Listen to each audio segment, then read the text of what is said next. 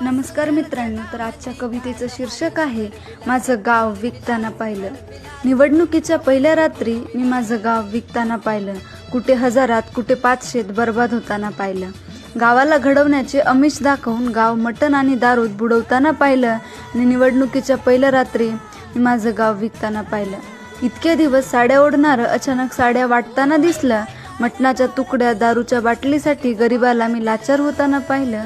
आणि रात्री मी माझं गाव विकताना पाहिलं. पैशापुढे स्वाभिमान स्वतःचा विकताना पाहिला. पुन्हा गरीब बिचारा गरीबच राहिला.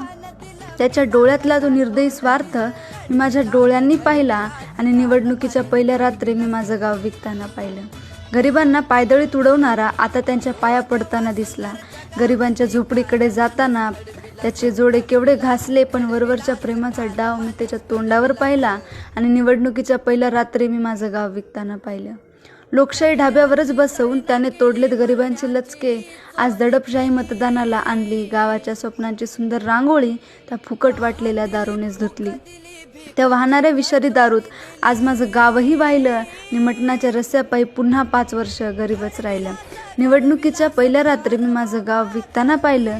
कुठे हजारात, कुठे 500त बर्बाद होताना पाहिलं. आणि रात्री मी माझं गाव विकताना पाहिलं. धन्यवाद.